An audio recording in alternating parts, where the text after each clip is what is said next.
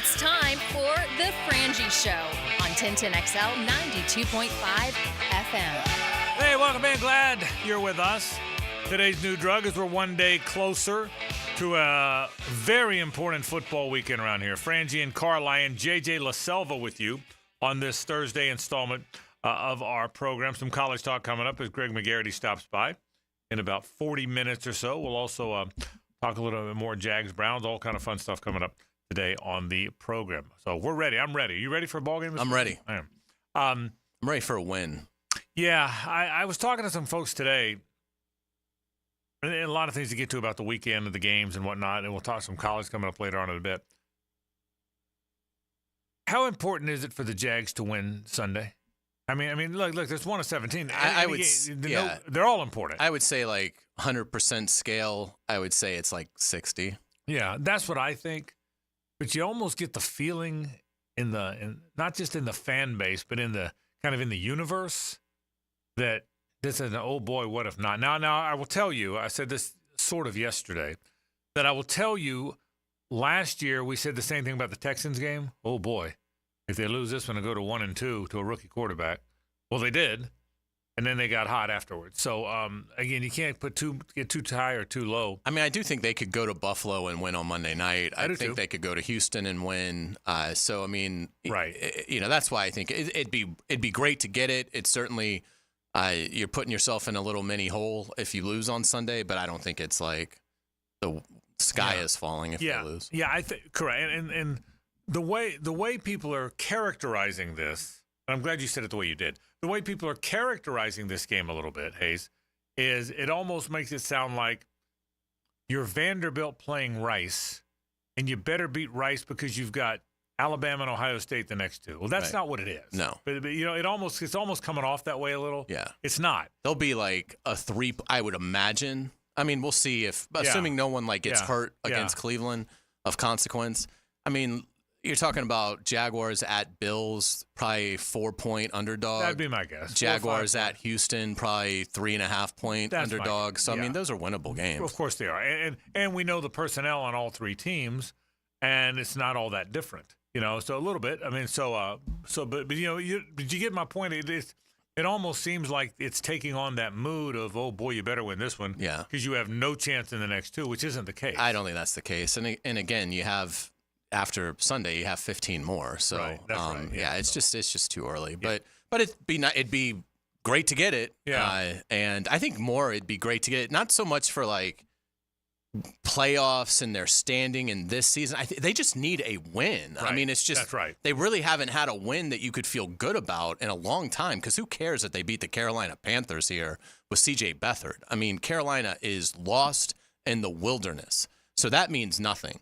So they need to. You'd like to get a win over somebody that has at least a decent reputation, and Cleveland certainly has that. They have a great coaching staff. Kevin Stefanski is a multiple-time coach of the year. They went to the playoffs last year. They've got an unbelievable defense. So it'd be a nice win if they can get it. Yeah. So certainly today, we'll certainly talk a great deal about the Jags, the importance of the game, other things going on in the NFL as well. Baseball winding down a little bit, JJ LaSelva. Where do you stand on your beloved Atlanta Braves right now? If I ask you right now on August 12th, how do you feel about the postseason chances of your beloved Atlanta Braves? Probably like 15%.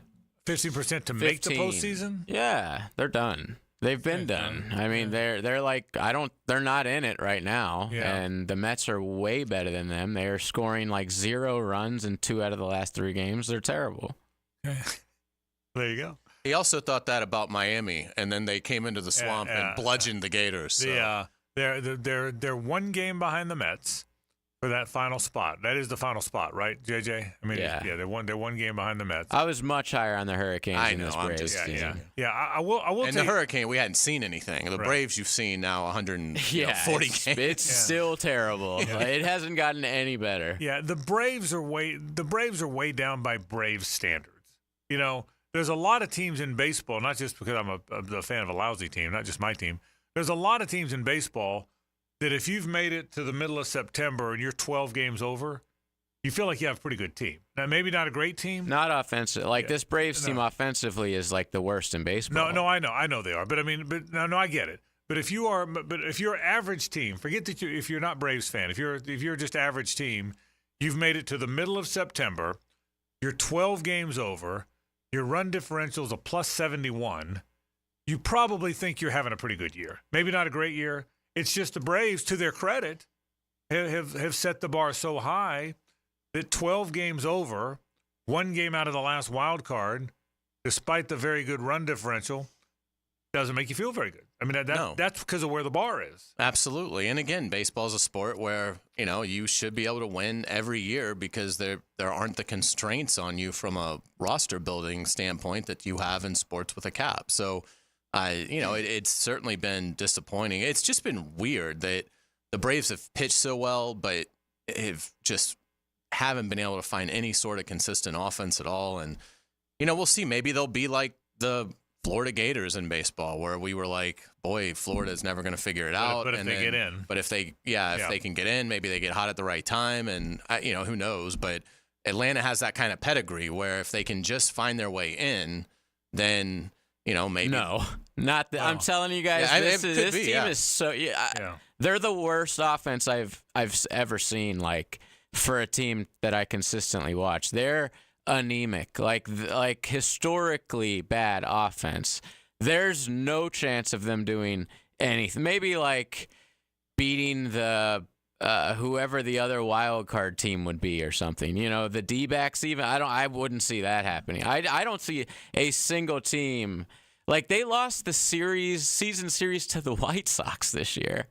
To the Cardinals, to the Nationals, to the A's. Like they suck. Yeah. It's crazy. Yeah, I hear you. So, but again, they're 12 games over, and they're 1 game out of the wild card. What hurts the National League teams, what really works against the National League teams here, is the damn West is so good. I mean, the West stacked. The National League West really has 3 teams that could win the World Series. I mean, obviously the Dodgers are the Dodgers. They're 87 and 59, but I really believe the Diamondbacks and the Padres could win the World Series. D-backs went last year. Yeah, they went. That's right. And the Padres are as hot as any team in baseball over the last 2-3 months. Spend a ton of money. Yeah. Absolutely. So there's 3 teams in one division, and that's why. And they're hoarding the wild card spots. That's the problem. They're hoarding them. So there's only one left that's not in that division. And it speaks to how good they are because obviously they've been cannibalizing each other, but really not because obviously they go against each other often. The rules have but when they're not changed. Playing each other, then obviously they dominate. Yeah, you're right. The schedules aren't quite as lopsided. Yeah, it used to be crazy. You'd play a team like 20 times or 19 times. That's true. 19. You played 19 times. JJ, right now, if you were betting your money, who would represent the National League in the World Series? I'm still gonna say Philly. Yeah. I've been saying it all year. They don't have anyone that's been like trailing them in a race, so they really haven't had like a really important series in months. Right. So it's going to be weird when they finally get in there. Like the Braves and Dodgers last year we saw, once you're in there, you have to sort of wait for like a week or so for these wild card games. So it is weird. Like the new rules, it's sort of like, is it an advantage? Of course it is because you don't have to play a series, but then you wait so long. But I would still say the Phillies, they have an amazing rotation. And that lineup, man, I mean, it's just killers from top to bottom. So that's who I'd go with right now. And they still have the best record in baseball. Do they? Okay, I wasn't sure. Of the 30 teams in baseball, they are 1 game clear of the Dodgers, 1 full game clear of the Dodgers. And then there's a bunch of them. Then there's the Yankees and the Guardians and the Orioles, and there's a lot of teams lumped in there. The D-backs and the Padres aren't far behind. The Brewers are pretty good, but the best record in baseball belongs to the Phillies. So it'll be fun. I do sense it's going to be a very fun postseason. I think there's a lot of storylines and I'm not. There's some close races. The AL East is going to come down to like the final weekend, probably. Well, how about this? Those two, 1.5 games separates those teams. That's a really close race. That's probably the closest race. I'm trying to think. Yeah, that's the only race that's really close. The Mariners are 3.5 games behind the Astros, and they're not very good. Yeah. So that's the closest race. So we'll see. But it's been a fun year, and it's gonna be an interesting postseason. So we'll talk a little baseball as we get closer and closer through the postseason. We'll talk college football with Greg McGarity. He joins us in about 20 minutes or so. But when we come back, I want you to hear from Mason Smith, a terrific rookie for the Jacksonville Jaguars. He's going to be a big part of that defense for many, many years to come, I believe. That's the Hays Carlyon one-on-one. And we'll talk some Jags and Browns after this on a Thursday. It's 1010XL and 92.5 FM. The Frangie Show from the Harrell and Harrell studio. Don't settle for less than you deserve. I'm Jaguars Today's middle linebacker, Tom McManus, and I give you a window into what it's like on the field wearing black and teal. Catch my stories and analysis thanks to Renewal by Anderson Windows and Doors every Friday morning at 10 a.m. on 1010XL. Now, the Southeast Orthopedic Specialist Gator Injury Report. Florida Gators will be missing 10 players for Saturday's game against Texas A&M, including wide receiver Khalil Jackson, who tore his ACL at practice last week, and defensive backs Amon Covington and Braden Slade. Standout wide receiver Eugene Wilson III came up on the questionable list last night, along with defensive back Sheriff Denson and edge rusher TJ Searcy. Quarterback Graham Mertz is off the injury report after missing last week's game with a concussion. I'm Max Fink with your Gator Injury Report, brought to you by Southeast Orthopedic Specialists. When all you have is a hammer, everything is a nail. I'm Dr. George Bari, and like me, I know you have been bombarded with PRP and stem cell treatments from companies that promise the world and charge prices to match. Or the surgeon that convinced you the only way to treat your injuries through surgery. At Bari Orthopedics, we offer the best PRP treatment on the market with prices that won't cost you an arm and a leg. We also have the expertise to treat your injury surgically if that is what it entails. We can discuss all surgical and non-surgical options with you and make sure you get the best treatment available. Come see me, Dr. George Bari at Bari Orthopedics. It's storm season, and JEA is committed to keeping you informed. In the event of a storm, we'll text and email you about the status of your services. We use Facebook and X to post real-time updates. Our live outage map on JEA.com lets you track restoration progress. And as crews work to restore services, our storm outreach team will be in local neighborhoods to answer your questions. Because as your community utility, JEA is here to keep you safe and connected. Your community, your utility. I'm Stacy, and I want to tell you about my fogged up window fiasco at my house. I called up Mac at Baker Glass, and he told me all I needed was a glass replacement. The process was so easy. All within a few days, they came out, measured, called me with an estimate, cut my glass, and came out to install the new ones. Now my view outside is fog-free thanks to Mac and his crew at Baker Glass. And my neighbors think I got some fancy new windows. I'm Mac with Baker Glass. No one treats you better. It's truck season at Nimnick Chevrolet. Chevy trucks have what you need to get things done, like a brand new Silverado 1500. This month, you can save up to $10,000 off a new Silverado, or well-qualified buyers can get rates as low as 1.9% financing and no payments for 90 days on all 2024 Silverado 1500 pickups. Now, with the largest inventory on the ground, outstanding cash incentives, and the best price guarantee, your perfect truck is waiting for you at Nimnick Chevrolet. Remember, Nimnick will always give you top dollar for your trade, and for a limited time, up to an additional $2,250 in trade assistance. You want an even better deal? Ask about demo models for deeper discounts. Shop online 24/7 at nimnickchevy.com or visit the dealership conveniently located at Park Street in Caston. So who's got more new Silverados at the best prices? Nobody but Nimnick. You can't play sports without getting dirty. I'm 1010XL's vacuum cleaner, Hays Carlyon, and I clean up messes afternoons on The Frangie Show. Cleaning Up with Hays is brought to you by Molly May on 1010XL. Bueller Air & Plumbing presents Are You Cool? Today's contestant, a dust bunny breeder from Jacksonville, Florida, meet Steve Johnson. Welcome to the show, Steve. It's great to be here, Alex. Yeah, you don't have to answer it in the form of a question, Steve. What is this game show? See, that's another question. Are you going to ask me about air conditioners? Yeah, okay. How about we just send the Bueller guys over and you can annoy them with all your questions? Johnny? That's right, Steve.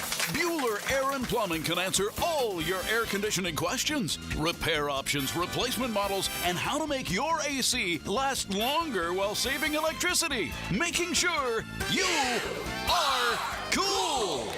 Where is the parking lot? You're killing me, Steve. Stay cooler with Bueller. Visit BuellerAir.com. Hey there, sports fans. This is Niall Lawrence Stample, former Seminole football player and proud owner of NLS Cleaning. Looking to get your business or home shining like a champion? Look no further. NLS Cleaning is your local go-to pressure washing and window cleaning servicer. Whether it's commercial or residential, we are fine-tuned like a team gearing up to win it all. So for a sparkling finish and a team that's truly committed to your satisfaction, check out our website at nlscleaning.net. NLS Cleaning, where every cleaning gets your business or home game ready for any occasion. Navy Mutual was created by service members for service members, so we know what it means to serve.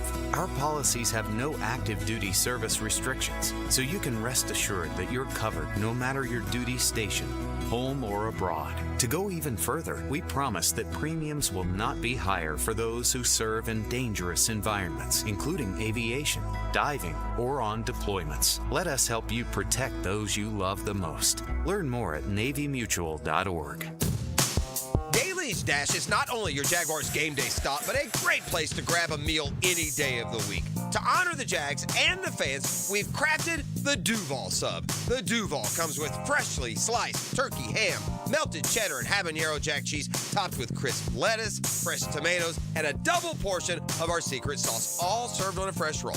Come by your local's Daly's Dash today to get your delicious Duval Sub. Daly's is the official convenience store sponsor of the Jacksonville Jaguars. 1010XL is presented by Farah & Farah, exclusive injury law firm of the Jacksonville Jaguars. Protecting you and your family. Call 396-5555. Jacksonville.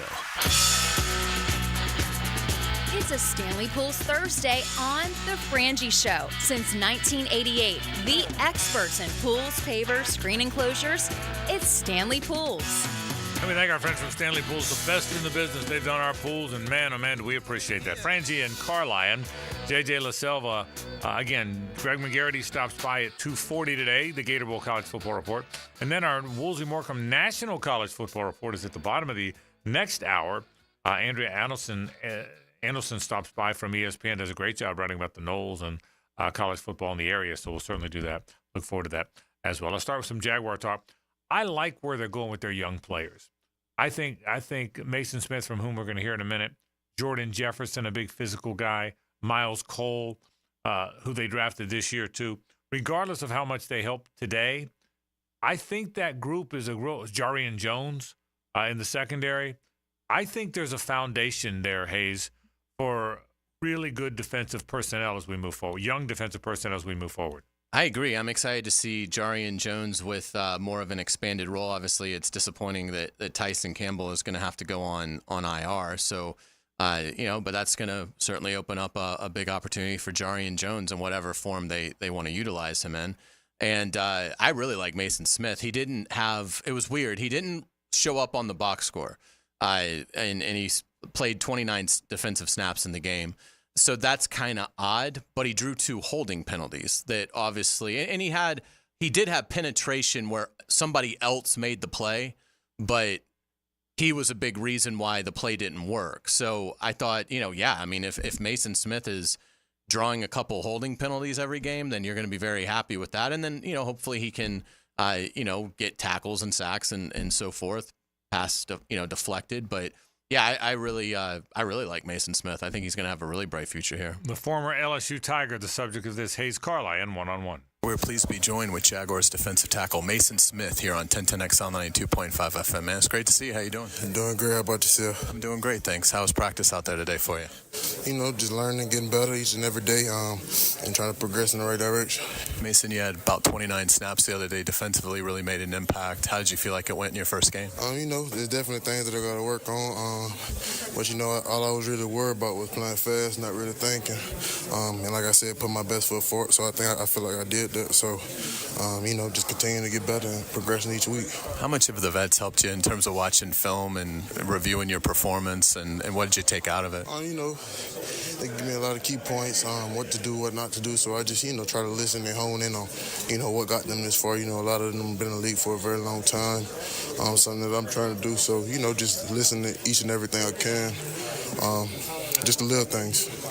What were you able to do to draw the holding penalties? How'd you win those reps? Just getting off the ball, trying to get to the ball, just being around the ball, trying to get off the ball and make a play. Those type of things. You only get them if you're trying to max effort. So, just giving max effort each and every time. How nice is it now to be in a routine where you got a game every weekend and you're out of camp? It feels great. Even the practice is not as long, not as grueling.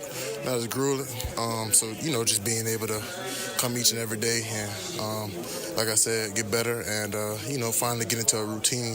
That's one thing about it, getting into a routine and just getting better. Mason, what stands out to you about this Cleveland offense? I feel like in the run game, I feel like the offensive line pretty good. And, they give you a lot of different things, eye candy things that make you really work on your keys. So, just what we got to do is, just hone in on our keys and continue to grow.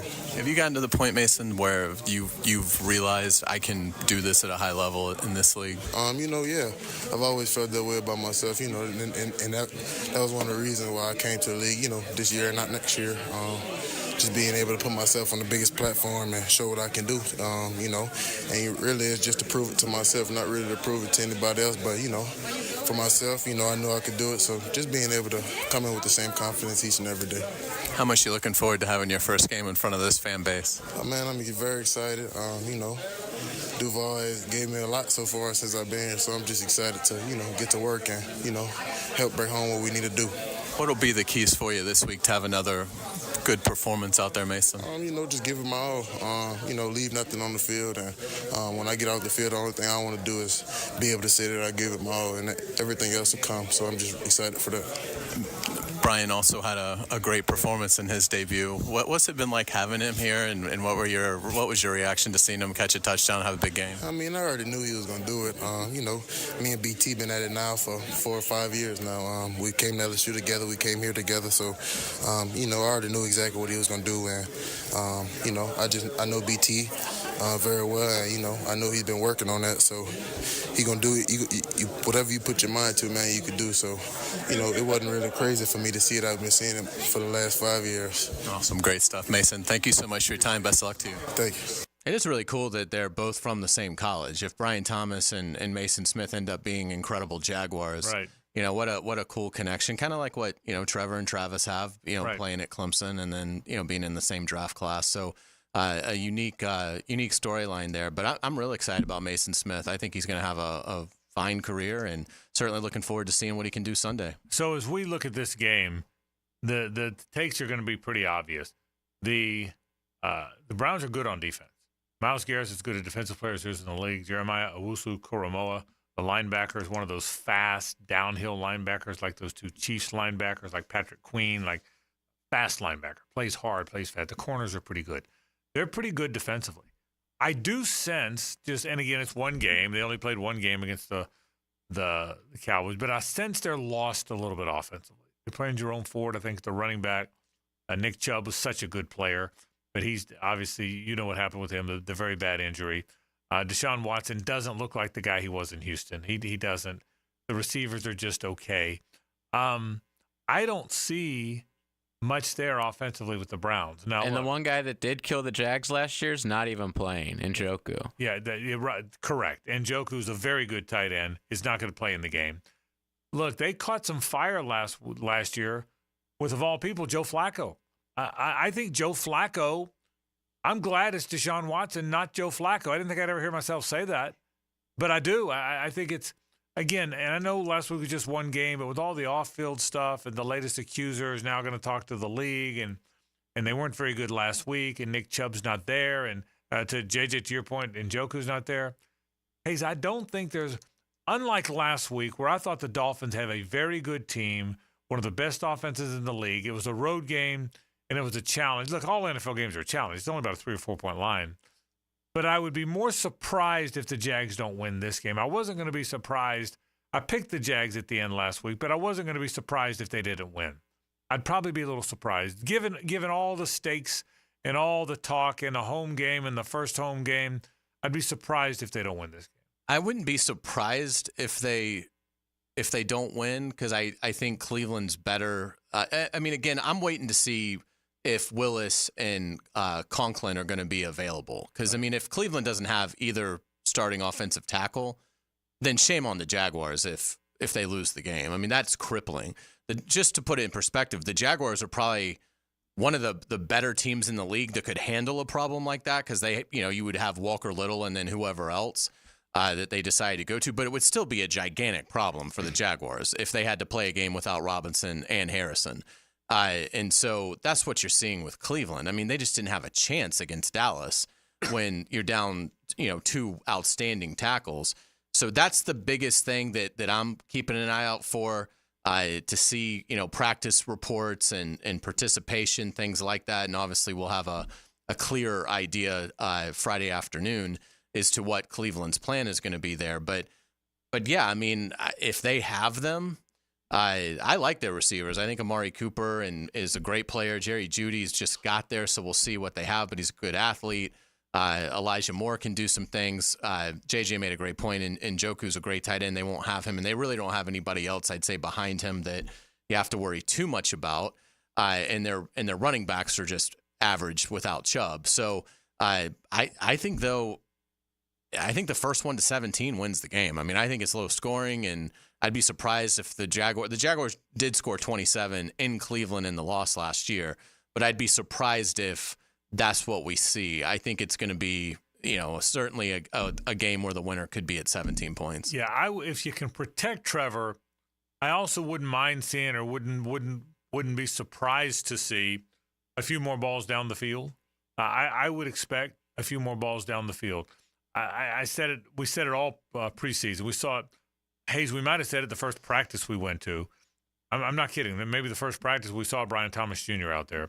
We certainly started seeing it when the preseason games started being played, and we saw it again last week when he ran by Jalen Ramsey.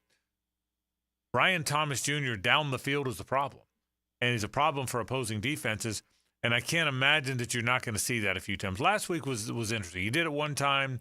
You hit a couple balls in the middle of the field to Gabe Davis. All of a sudden, you're up 17-7, and you're about to go up 24-7.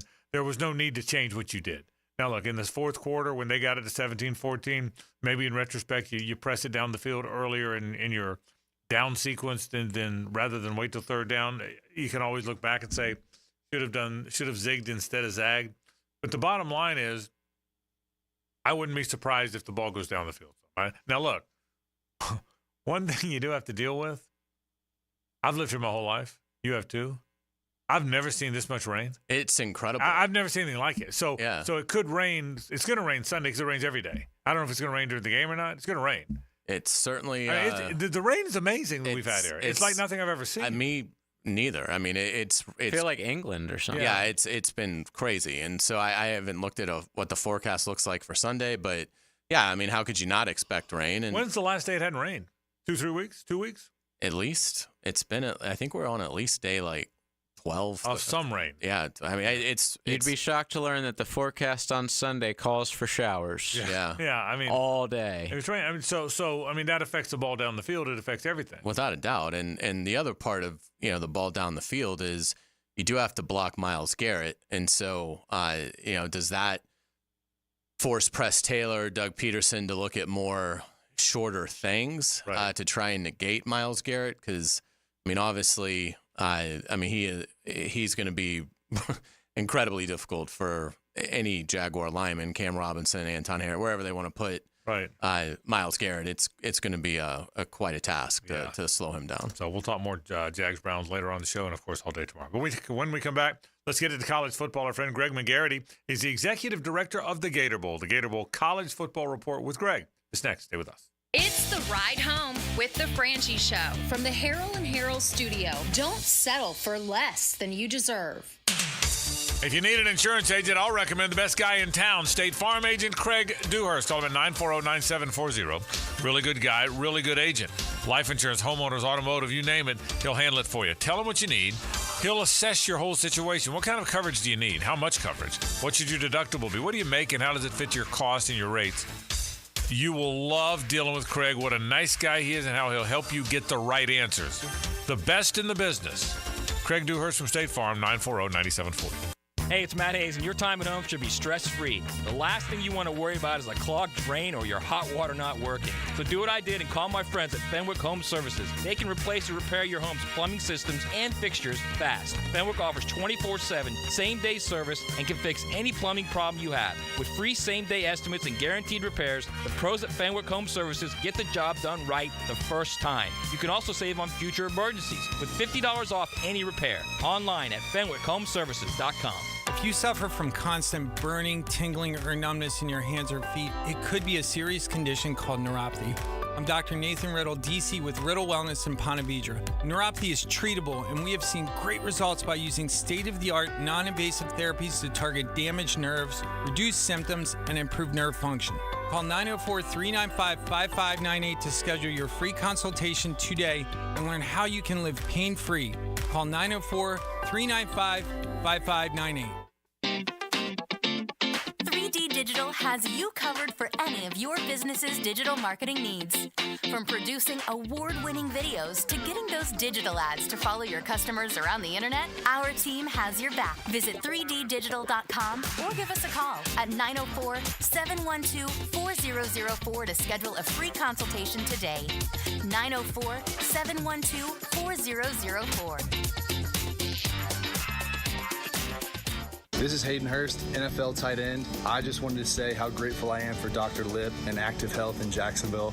Wasn't sure where my career was going to go this offseason. Had a lot of issues with my back and right hip. Thought about hanging it up, but thanks to those guys, Dr. Lip, everybody at Active Health, they got me back to where I needed to be. So thankful for the Bulls pipeline connection. Thank you, thank you, thank you. Can't wait to see where this year takes me out in LA. Active Health Jacks can help you too. Give them a call today at 904-296-0202 or go online activehealthjacks.com. David Garrard could really spin it on the field. Garrard fires. Now he's spinning stories on Jaguars Today. Okay, yeah. Brought to you by WaterboyJacks.com. Mondays, 10 to noon on 1010XL. Prosser here. Hey, pick a news source. But the reports are home prices are expected to decline in 2025, even after the election. So you need to maximize your home sales price now before this downturn, and you can do it with the agents proven to sell for top dollar, Chad and Sandy Newman. Hey, perhaps you're worried about selling for less money with a lowball out-of-state instant offer, or maybe you want maximum equity from your home, but you're not sure how. That's why you turn to Chad and Sandy, who have the answers. No required costly repairs. Chad and Sandy are the local real estate experts I trust and recommend for the sale of your home. Tony and Maggie at Jack's Golf and Country Club said, "We recently had a job transfer and we needed to sell fast. With homes in our area struggling to sell inside 100 days, we didn't know what to do. Our worries were solved when we hired Chad and Sandy. Our home sold in 3 days for one of the highest prices ever in our neighborhood at over $1 million. Call the local experts we trust, 904-414-6200 or ChadAndDSandy.com. We've seen it 1,000 times. Insurance companies using the same tired excuses not to pay. They'll say you're really not hurt or that your injury is from an old accident. That's why it's so important to hire a law firm who has their own medical experts who know how to fight excuses with facts. When they bring excuses, we bring the truth, and truth is power. Farah and Farah, here for you, here for good. Jacksonville. Prosser here, and if you are one of the ones that looks at your backyard area living space and thinks, wow, it needs an upgrade, Lifetime Enclosures is having a huge open house sale this Saturday. And boy, can I tell you, they do an awesome job. Anything from glass or screen enclosures to full-on lanais and flooring, all in one place. The place you want to watch sports, enjoy your backyard, and just hang out could be so much better with Lifetime Enclosures. Come on out to Lifetime Enclosures and Lifetime Flooring this Saturday, all day. You won't regret it. Electricians, innovators, and tech enthusiasts, listen up. Miller Electric is shaping the future, and we want you to be a part of it. From healthcare and data centers, corporate offices, aviation, and industrial facilities, Miller Electric is powering the most exciting projects in Jacksonville and beyond. We offer not just a job, but a thrilling career with great pay and incredible benefits. Visit us at millercareers.com to apply. Miller Electric, where your skills meet our vision and equal opportunity employer. The Sunshine State says it all in the nickname. That summer sun in Florida can take its toll on an air conditioning unit and send your electric bill through the roof. Florida Home AC can help you handle the heat with a brand new AC unit with low monthly payments and over $3,000 in federal tax credits on select systems. So this summer, don't sweat it out. Cool off with Florida Home AC, the official AC company of the Jaguars. Call them today, 777-4300, and check out their tremendous savings on a brand new AC system. This is Dr. Turner Vossler, Assistant Team Physician for your Jacksonville Jaguars. Here's the latest update on the Jaguars, brought to you by Baptist Health and JOI.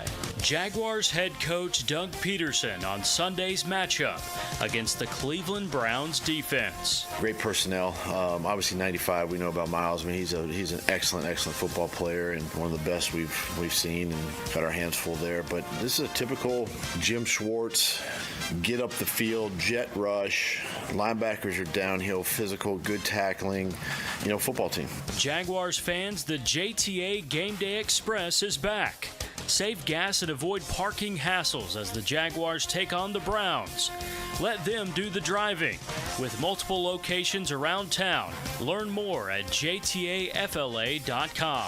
I'm Andrew Gibson with your Jacksonville Orthopedic Institute Jaguars update. 1010XL is presented by Farah & Farah, exclusive injury law firm of the Jacksonville Jaguars. Protecting you and your family. Call 396-5555. Jacksonville. The College Football Report is presented each week by the Gator Bowl with Executive Director Greg McGarity. Here's Greg with the Frangie Show crew. Frank Frangie, Hays Carlyon, JJ LaSelva. We welcome in our pal Greg McGarity with the Gator Bowl College Football Report. How you doing, buddy? Wonderful. Good to see you. Good to be with you guys. Yeah. Interesting start to the college football season, huh? Topsy-turvy. Yeah. We asked you about this last week, the whole Florida State-Florida thing. Other things that have affected teams, it could be certainly two teams you've had in the last couple of years, South Carolina and Kentucky. Boy, that was a wild game, wasn't it? Were you surprised that South Carolina went in there and gutted Kentucky like that? I was surprised that Kentucky, usually they dominate both sides of the front, defensive front and offensive front, but they just, I don't know what happened, but I expect them to be a totally different team this Saturday once you challenge someone, and I'm sure they got good kids on both sides of the ball, so I think it'll be competitive. What do you expect Florida to do at quarterback? Well, I think either way, just seeing how things are materializing, maybe whoever's playing the best that game and what presents the best alternatives for, throwing deep. You just don't know what Texas A&M is going to play defensively. I think it's really going to be interesting to see what A&M can do offensively, because if they can dominate the line of scrimmage and run the ball, I don't know how good they are passing the ball, and I don't know how good they are. So I think a lot of the unknown is hard to kind of predict what the new A&M coach is going to do. We asked you a lot of AD questions because you were an AD for so long, and a good one at a good place. Does the AD ever get involved in making football recommendations to a coach? Does it ever happen? No. I think the only time you would really get involved is if they want to give someone a raise or if they want to fire someone or things like that, because a lot of times a head coach will come to you and say, look, I need to sign this defensive coordinator for a 3-year deal. Right. So all of a sudden, if it doesn't work out that first year, then the institution's on the line for a lot of money. So I think you have to probe and ask questions. I think you support your coach unconditionally if you've got that relationship with them. But I just think you have to be wise in how you approach it, how you communicate it, and basically how it works financially. But you never have a conversation, maybe not a recommendation, but you would rarely have a football conversation about this quarterback, that quarterback.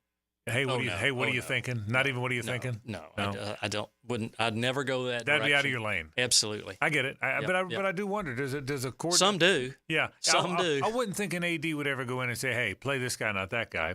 But I would wonder if an AD would go, I am your boss. Let's talk through what you're thinking. I'm hearing from a lot of people. I'm serious. I wonder about that. You have some ADs. I know one specifically that sits in team meetings. Really? Yeah. And he's very, he's at practice every day. And I just thought that was kind of bizarre because if I'm coach, I'm looking over my corner and how much ball has the AD played? Yeah. Okay. How much, how good a player was he? Yeah. So he or she. So no, I always kind of held off on that because the head coach is eventually responsible for his hires. Did you get to see any Lagway? I know Florida was on. It's an outmatched opponent, and they were on SEC Network Plus. But did you get a sense of DJ Lagway? Yeah, I don't care who you're playing to be able to put the ball in place. Some of the throws that he made. Now the question is, you could have a great quarterback. Can they withstand the pressure? We've seen that with the Jags. I mean, how an offensive line is so critical to the success of a quarterback. Because look at Tom Brady. He had a great offensive line. Trevor struggled early with the offensive line, so it all depends on how the offensive line holds up. Yeah, it really does. Any games this week that'll affect LSU at South Carolina? Does that affect you? Could, but it's a weird weekend where there's only one game on Saturday that matches nationally ranked teams, and that's Missouri hosting Boston College. Everything else is against a ranked opponent playing a non-ranked opponent. I didn't realize that. So it's a lean game. Yeah, it means we're going to have upset Saturday. Yeah. There's probably going to be a couple. But SEC-wise, it's going to be a lot of fun to watch with the first game with South Carolina and LSU, and then obviously A&M at Florida, and then Georgia at Kentucky. And Ole Miss, oddly enough, goes to Wake Forest. Yeah. And so it's a very odd weekend. Here's what's interesting. I would have thought two games you just mentioned, Georgia at Kentucky and LSU and Ole Miss at Wake Forest, would have been fun, competitive games. Mm-hmm. Now I feel like both of those are going to be routes of all routes. I mean, Kentucky now, Pat Forty apparently was saying on Feinbaum's show that all of a sudden they're starting to circle a little bit about Mark Stoops. I can't imagine that. I can't. He's the best coach they've ever had. Yeah, with apologies to Jerry Claiborne in the 70s, this guy's the best coach they ever had. Yeah, I mean, it's hard to win at Kentucky. We all know that. There's some places that are just very difficult to win that don't have built-in advantages, but I think he'll have his guys ready. I think Georgia always plays a tough opponent in Lexington. You go down the list, there are not too many games that have gotten out of hand. Let's talk about Florida State. Memphis comes in. They're pretty good for a team that's not in a power conference. What are some storylines that you're following for Memphis at the Knolls? Just watch out. I think FSU needs to be on high alert because Memphis can score. And it just depends on how aggressive FSU can come out. If they can come out and dominate both sides of the line of scrimmage, which they have not done, at some point in time, that's got to manifest itself there. But I think that's a dangerous game. I would think, tell me if I'm wrong about this, I would think of all the teams you could get, the Gators included, I would think FSU's really high on your list. Number one, they're in the ACC, so you can get them. Number two, you're probably not getting them very often. I mean, Florida, I hope gets to where you're not getting them very often, no offense, because I hope they get to where they're a 10, 11-win team. But FSU's just coming off that, and because of the resistance, more likely to get back to that level. So if all of a sudden you look up and FSU might be having one of those 6, 7-win seasons, I would think you guys would want to be, with the following here, would be all over that, would you? Yeah, I mean, our history with Bobby Bowden and FSU is historical. Right.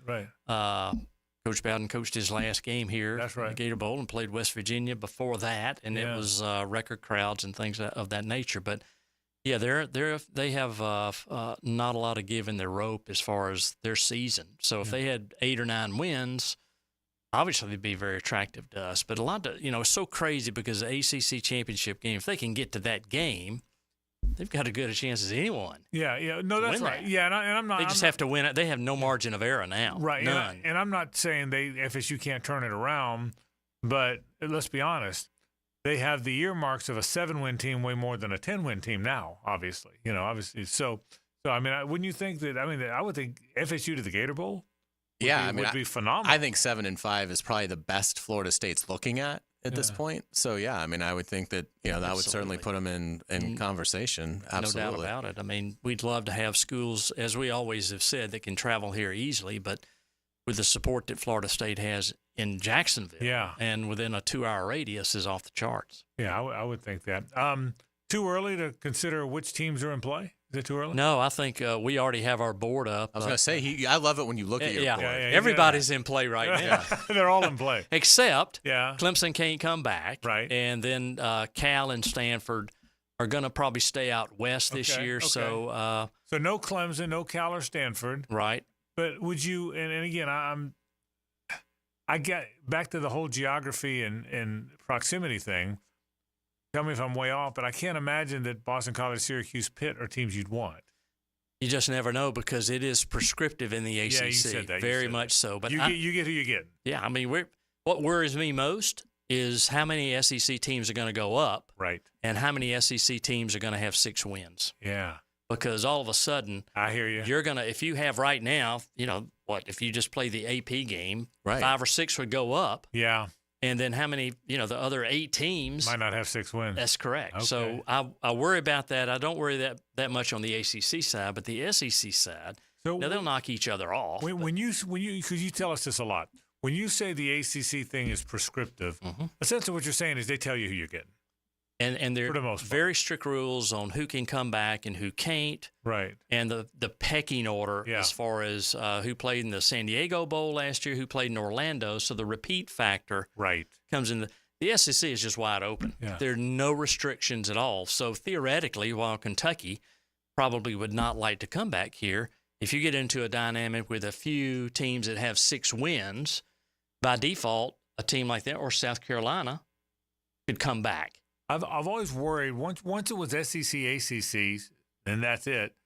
I'll be honest, I always worried how you would do on the ACC side because my feeling always was Clemson and FSU would play their way out of your game, and would anybody else draw? I'm just being honest. I always worried about that. Well, the reality is in the last 2 years on that side, you've had Clemson and Notre Dame. That's pretty good. Absolutely. That's pretty good on that side. Yep. They're ultimately going to draw. Now if your last 3 teams on the ACC, and I'm counting Notre Dame on the ACC side, Hays, if their last 3 teams on the ACC side were Notre Dame 2 years ago, Clemson last year, and Florida State this year, that's pretty dang good. That's about it. That's other than phenomenal. Miami, who has I don't know how they would draw, but would have great television ratings. That's about it. Absolutely. Alabama goes to Wisconsin. What do you think that could be dangerous at all for the Tide? I think unless Alabama just goes up there and lays an egg. Mm-hmm. But I don't know offensively how Wisconsin's going to do against Alabama's defense. Is that a tough place to play? Have you ever been there? You know what? Aren't they playing? Are they playing where the Packers play? Oh, are they? I thought they were playing on. If I'm not mistaken, I think they may be playing. I may be totally wrong on that. Check. Look that up. Oh, it's at Camp Randall. It's at It's in. I think it's. No one knows. Hardly. There's very little crossover in the Big Ten with the SEC. Very rarely does it happen. So I think it should be interesting. And if I was an Alabama fan, I'd love to go up there and watch a game. Would you like to see, being an AD at Georgia and certainly your time at Florida, would that be beneficial for the SEC and Big Ten to do what we see in basketball, where they have like a Big Ten SEC challenge, and maybe you get week 1 or week 2, you have 6 on one side and 6 on the other. You play 6 games together. Sure, I think it'd be great because you wouldn't have a guarantee to have to pay, UMass or someone, a lot of money to come to a game. But I think it would add tremendous interest into a season if you were able to have some crossovers in the Big Ten. Final thing or two. If Texas A&M beats Florida, which they could, and if they beat Florida, I then think Florida's going to lose in Starkville next week. It's my opinion. Right? Then all of a sudden Florida's 1-3, and that could be it. What would this? Let's assume that's correct. What's the fall like for Scott Strickland? Calling coaches, calling agents. You got to be careful, and I know that. But I'm respectful of that. But it's a real world we live in. The boosters get involved. How hellacious is Scott Strickland's life if all of a sudden a coach who's already on a hot seat starts 1-3? Wow, that's a tough question because I think it wouldn't. First of all, it wouldn't be any fun because you would have. It'd be miserable. It'd be, who's having fun? The whole thing about football Saturdays, especially at home, is having fun. Yeah. And enjoying the experience. Yeah, that's right. Things of that nature. Boy, you would have to make a decision, obviously, on your staff, your current staff. What do you do? Right. If you're going after a head coach that's in the top 25, they're not going to, why would they even talk to you right now? Greg, when you wanted Kirby Smart, I assume he's represented by Sexton, aren't they all? Jimmy, the CS. Jimmy does, yeah. When that day came, and you knew it was time to move on from Mark Richt, and you knew Kirby was your guy, did you call Jimmy? Did you call Kirby? Did you have one of your people call him? What happened? No, I think just in situations like that, you know what's going on in the world. At that time, Coach Sperry had already resigned from South Carolina. Okay. So we knew South Carolina was poking around with Kirby a little bit. So, he was a coordinator at the time. I'd forgotten that. Okay. But you also knew that if the Georgia job opened up, that'd obviously be his first choice there. So a lot of this is just timing is everything in life. It was timing in this situation. So I think there's situations there where you hope things work out. But your first call had to be to somebody. Once the time came, you call the agent?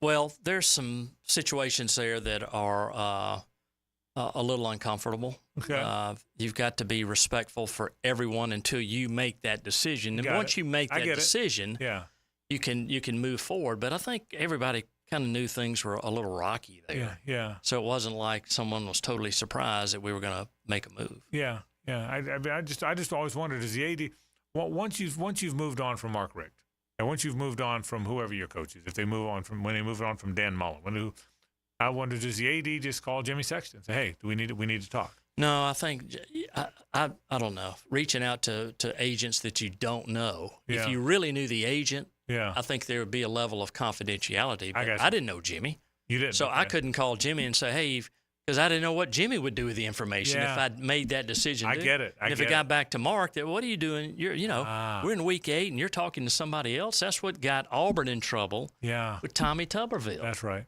So, you cannot go down that. If you go down that road, you got to be ready to deal with the consequences. But you had to talk to him at some point. Yeah. Well, the first time I talked to Kirby Smart was after the SEC championship game. Okay, you never reached out until. No, because that wouldn't have been right for Mark. Did you call him? Or did you call when you talked to him after the SEC championship game? Jimmy set that up. Okay. Sexton set that up. Okay. To where we met. We really met. Yeah. At the Renaissance at the Atlanta airport. Okay. And I stayed there all day and had a couple people with me, and we just waited, watched the game, and then it was kind of interesting. I got a call because I wanted to ask permission, all that stuff. So I had my cell phone, and I see a call come with, not unidentified, and I just disregarded it. Right. And then there was a voicemail message, and hey, Greg, this is Coach Saban. I understand you want to talk to Kirby. You don't need to call me back. And I said, the hell with that. I'm going to call him back. I'm going to talk to Nick Saban. So I called him back, and I said, Coach, congratulations on the win. Blah, blah, blah. We had just a very few seconds of chit-chat. And he says, I only have one request. If you let Kirby, if he ends up being your coach, I would ask you to let him coach throughout our championship run. I said, Coach, I have no problem with that. We want you to go win a national championship. But we're looking for the long haul. Yeah. And so he appreciated that, and that's the conversation I had with him. And then Kirby and Jimmy showed up at the hotel, as the team was getting to the airport in Atlanta to fly back to Tuscaloosa. That's a neat story. Absolutely. I'm calling Nick Saban back. I get to talk to Nick Saban, so that's great stuff. All right. Great stuff as always. Greg McGarrity's from the Gator Bowl. It's our Gator Bowl College Football Report. Greg, thanks, buddy. You bet. My pleasure. We'll take a break. Hays has headlines on the other side. Stay with us. The Frangie Show from the Harrell and Harrell studio. Don't settle for less than you deserve. Gotta go to work, guys. Gotta go to work. We gotta go to work. It was the point where they shifted into high gear. Go. It's the Randy Marion Cadillac of Jacksonville drive of the game. This feel good. That feel good. On 1010XL. Now you can watch 1010XL shows all day on X, Facebook, and YouTube. Brought to you by MyBookie. Experience Vegas from the comfort of your phone anytime, anywhere. Sign up today. Use promo code 1010XL. Hey, sports fans, it's Hays Carlyon from MyBookie. Embrace the start of football season with MyBookie. Take advantage of their live betting, especially if a heavy favorite gets off to a slow start. And be sure to check out their cool prop bets as well. If you haven't signed up, go to mybookie.ag and register for a free account. Use promo code 1010XL to get a double bonus. For a limited time, MyBookie will double your money on your first deposit. Let's take a look at some updated MyBookie lines. The Jaguars are a 3.5-point favorite over the visiting Browns. The over-under is 41.5 points. The Gators are a 3.5-point underdog. The Texas A&M in the Swamp and the Noles a 6.5-point favorite at home over Memphis. Sign up with that promo code 1010XL to claim your deposit bonus. Again, it is a double bonus. You got to get this thing. Bet anything, anytime, anywhere, only with MyBookie, and don't forget that promo code 1010XL. At Honda, we appreciate all the comparisons to other vehicles. And no matter how many times they compare their vehicles to a Honda, only a Honda is a Honda. Remember, value, quality, safety, there is no substitute. Visit your local Honda dealer now and experience the difference. Hey, Jacksonville, I'm sure by now you've seen our bright green GFL trucks and containers throughout the greater Jacksonville area. We are an industry leader in solid waste and would love the opportunity to earn your business. We are committed to customer service, reliability, and have unwavering focus on safety. Whether commercial or construction, let us haul your waste away. Call 904-760-5880 to get a quote today. GFL, green for life. I'm here with Clayton Bromberg of Underwoods. Clayton, we have all seen Forevermark diamond ads on television. Tell us about them. Frank, Forevermark diamonds are a group of diamonds that have been separated from diamond productions in South Africa, Botswana, Namibia, and Canada because they're beautiful, rare, and responsibly sourced. Also, because the sale of these diamonds benefits the communities they come from, they're selected to carry the Forevermark icon. At Underwoods, we've sold South African and Namibian diamonds before, but Forevermark's different because these diamonds are traced and individually cared for from the mine all the way to her finger. And less than 1% of all diamonds qualify to be Forevermark. These diamonds also only sell through an authorized network of diamond cutters and retail stores that are carefully selected just like the diamonds. Underwoods is proud to be a part of that network, and we were one of the first 5 in the United States to join. Underwoods, where customers are served with quality and respect. In San Marco, Avondale, and the shops of Ponte Vedra. Bold City AC, keeping you cool. Feeling the heat, Jacksonville? Cool down with Bold City Heating and Air. From repairs to energy-efficient installs, we do it all. Your system worked hard all summer long to keep you cool.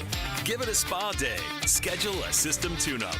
Call Bold City Heating and Air today and experience the bold difference. Bold City AC, keeping you cool. Bold City AC. Visit boldcityac.com. He thinks he knows what he's talking about. Of course. Find out if he does. Is there anything else we need to know? Catch CBS Sports senior NFL writer Pete Prisco every Friday afternoon on The Frangie Show. Brought to you by Showtime Sports Cards and Collectibles. Hello there. Brendan from Play It Again Sports here to congratulate all the parents for surviving another summer. The kiddos are back to school, and you know what that means? Sports are back. But don't fret. Play It Again Sports has the gear you need at prices worthy of excessive celebration. From sluggers and shooters to clappers and benders, Play It Again Sports can turn your kids into goats. Stop in today on Merrill Road near 295 or online at playitagainjacks.com. Roof damage? Call before you claim. Green Law Group, fighting insurance companies for you. They will work for you when you have roof damage. Don't let your insurance deny you. Don't call an adjuster.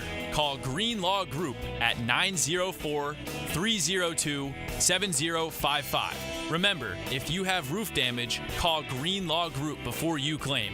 They've settled millions and will work hard to get your claim and new roof. Green Law Group. Call before you claim. 904-302-7055.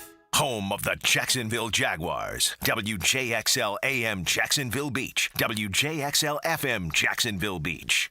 Duval. Jaguars football is officially back. Be there for the Jaguars 2024 home opener when they go head-to-head with the Cleveland Browns. Join us as we celebrate Hispanic heritage and take the field at Everbank Stadium for the first time during our 30th season. Lock in your seats now for the 1 p.m. kick by going to jaguars.com/tickets or call 904-633-2000. We can't wait to see you back at the bank. Southeast Orthopedic Specialists returns with their free bumps and bruises evaluation clinics. Now with 4 locations, these free injury assessments are open to all schools and athletic programs. Saturday mornings from 9 to 10 through October 26th at Cortex Sports Performance in Ponte Vedra, Preferred PT in Fleming Island, and also at Brooks Rehab on Centurion Parkway and Brooks Rehab at World Golf Village. Southeast Orthopedic Specialists. Tailgate special alert. 3 pounds of marinated chicken, 2 pounds of marinated steak tips, 2 pounds of fresh ground beef, and 2 pounds of homemade sausage for only $80 to feed your crew. For tasty tips and juicy breasts, choose Southern Steer Butcher. The coolers are full at your local Gate gas station, making it easy for you to cruise in and cruise out with little downtime. Ice cold Coronas, Natty Light, Stella Artois, and Michelob Ultra. Don't forget the king of beers, Cold Buds. Gate's got them in the cooler, waiting for you. This is Molly McDonald with your 1010XL Southeast Orthopedic Specialist Local Sports Update. Brought to you by JEA. The Florida Gators have released their injury report ahead of their game against Texas A&M this Saturday. A couple key Gators that were listed as questionable were Eugene Wilson III, TJ Searcy, and Sharif Denson. Gators head coach Billy Napier believes this game will be a good challenge for the team. You know, A&M and Coach Elko have a good football team. I think very talented in all levels of the defense. A couple marquee players in the front. I do think the running back group on offense is talented, and the quarterback is a veteran player who's got arm talent. And they got a big group up front. They have height, length, and speed, and they've got good specialists. So they do things on special teams that can cause problems for you. So this would challenge all parts of our team. Gators and Aggies kick off Saturday at 3:30. Listen to the game live on 1010XL. It's 81 degrees at 3 o'clock. Time and temp brought to you by Bueller Air and Plumbing. Stay cooler with Bueller. 1010XL is presented by Farah & Farah, exclusive injury law firm of the Jacksonville Jaguars. Protecting you and your family. Call 396-5555. Jacksonville. Ladies and gentlemen, may I have your attention, please? Gather round. It's Hays' Headlines, presented by Harrell & Harrell. Don't settle for less than you deserve. Hear all about it. Here's Hays Carlyon. Welcome back to the Frangie Show. Frank Frangie, JJ LaSelva. I'm Hays Carlyon. Thank you to our friends at Harrell & Harrell. Give them a call at 251-1111. Frank, bad news for the Jaguar defense. Tyson Campbell going on injured reserve with a hamstring injury. That means he will miss Sunday's game against Cleveland, road games against Buffalo and Houston, followed by a home game against Indianapolis. So, boy, that's going to be tough. Who do you expect to step up for the Jaguars? Yeah, look, number one, it's hard. When you lose one of your best players, it's hard. It's hard playing without your best players. He just got extended with a bunch of money because he's one of their best players. It is hard. I think Monteric Brown will get the start, Buster Brown as they call him.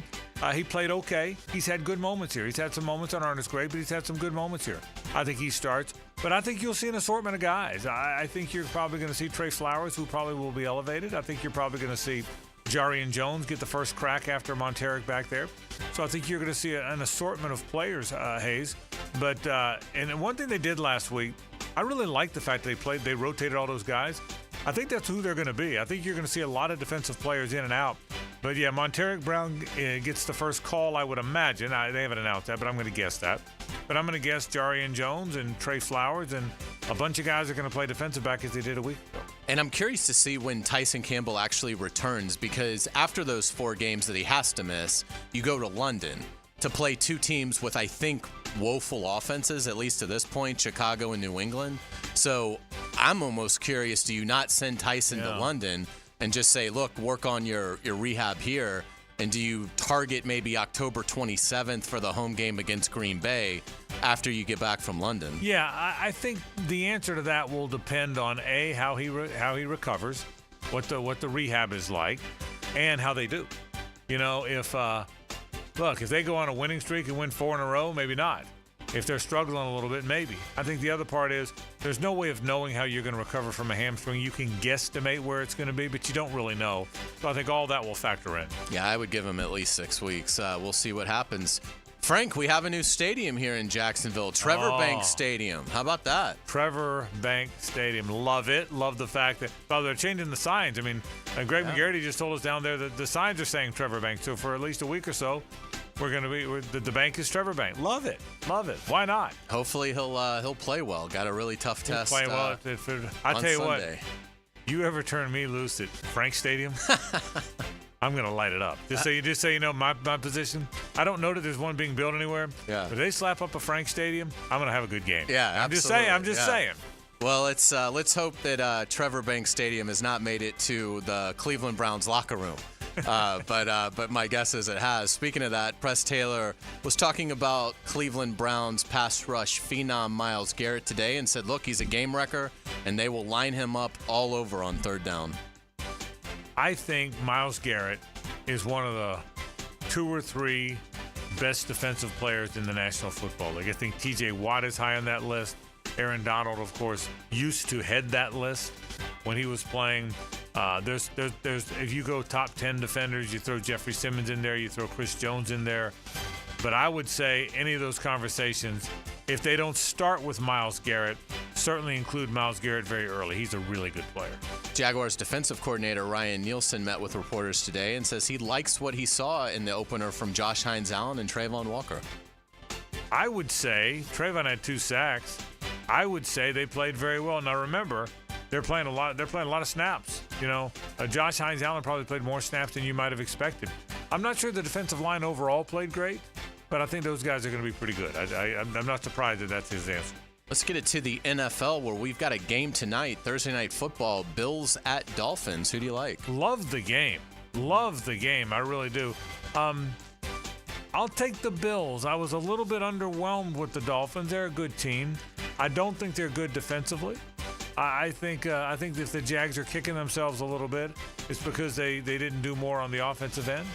And I think the Bills are good offensively, so I'll give me the Bills. How about you?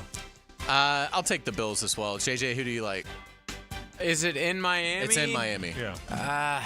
I'll lean towards the Bills, but I don't feel confident about it. Yeah, it's a divisional game, so it's tough to go on the road and win in the division in prime time, so we will see. But yeah, it should be a very entertaining match. I'm glad that Thursday nights are no longer like Panthers versus Saints. I agree. They've done a much better job. That first year with Amazon, Terrible. They just buried them. And then they were like, you know what? These guys are paying us a lot of money, and maybe we should give them a better inventory. Games, right. But yeah, Buffalo at Miami, great matchup for week 2. Let's get to college football.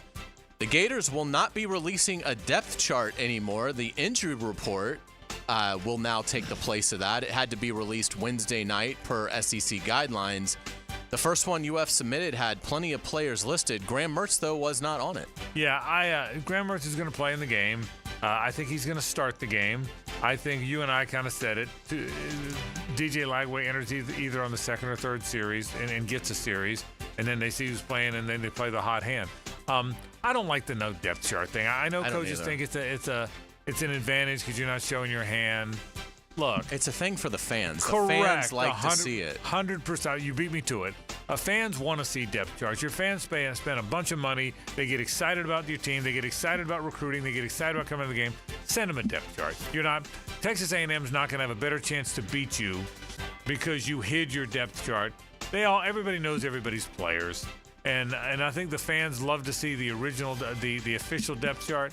And I don't like it. I don't like it one bit. One thing that was cool, I don't know if you saw this, Aaron Murray, the former Georgia quarterback, does quarterback breakdowns on social media, and he had one at DJ Lagway against Samford. It was really interesting. He brought up a great point.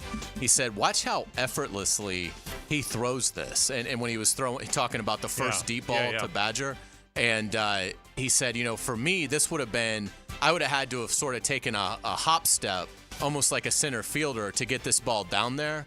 Lagway doesn't really move his body at all, just sort of flicks his arm, and 55 yards later, it hits Badger dead in the hands. It was a cool video to see if you're a Gators fan, haven't watched it yet. I haven't seen it. I do want to watch it, but I will tell you, to that end, I'll say it again. I knew he had a big arm. I knew he was an athletic guy, could run, big physical guy. You don't realize how seasoned he appeared to be, the accuracy, the touch, all the things, the looking off defenders, knowing what to do and when, until you watch him play. Then you combine that with the incredible arm talent. Again, I'll say it again. I'm always the guy, play the veteran guy, let the young guy take his turn. He'll get his turn when he's ready. I said, before that game was over, I said I was going to tweet it, and I did, and I said I was going to say it on the air. I don't go there usually, but the best interest of the Florida football team would be making DJ Lagway their starting quarterback. I believe that with all my heart. Me as well. The Pac-12 is going from 2 to 6 schools. Look out now. As San Diego State, Colorado State, Boise State, and Fresno State have announced they will leave the Mountain West Conference and start playing the Pac-12 in the 2026-27 season. So they will now have 6 teams. My first thought was, really? The Pac-12, which was so prominent over the years with USC and others, Washington and Oregon now has this.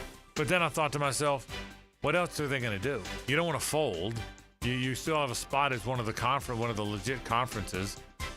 Good for them. I think they went and got teams from a small conference, the Mountain West. My guess is if they wanted anybody else from the WAC or the Mountain West, they would have done that.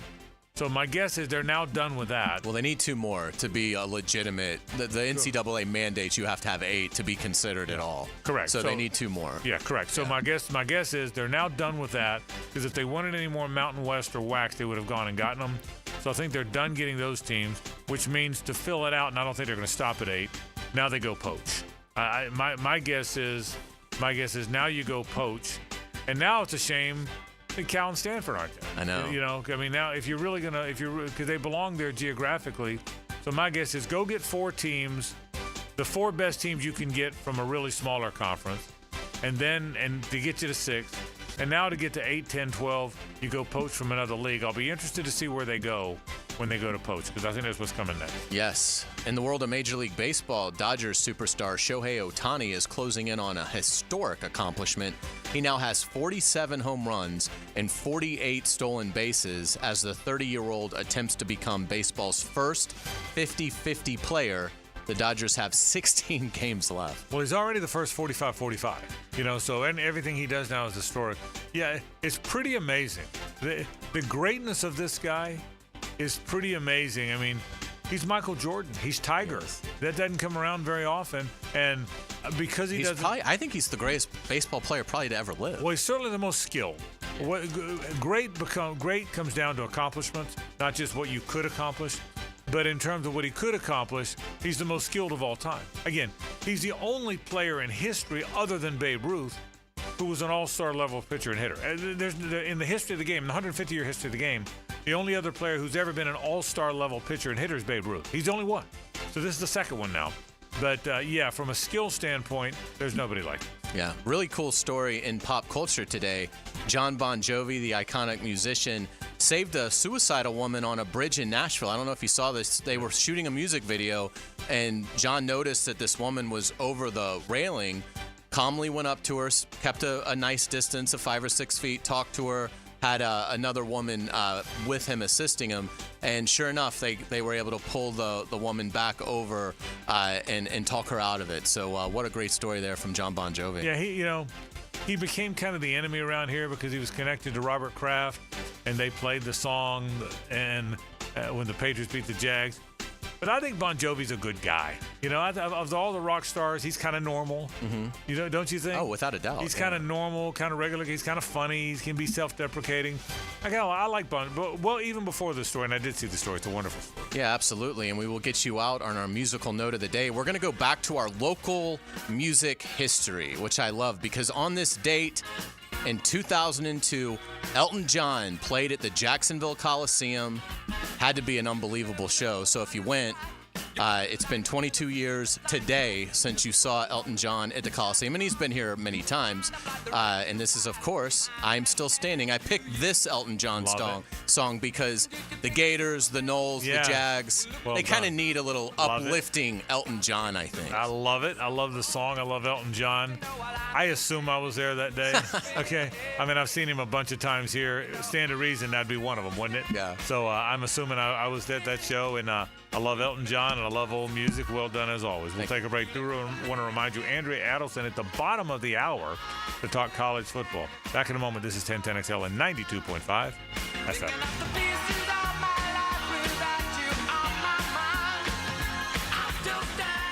It's the ride home with the Frangie Show. From the Harrell and Harrell studio. Don't settle for less than you deserve. Mondays in the fall are made for talking football. Let's talk football. Football! Sink your teeth into Dandy Foods Postgame Monday. Let's talk football. Makers of quality fresh sandwiches and home of the good stuff on 1010XL.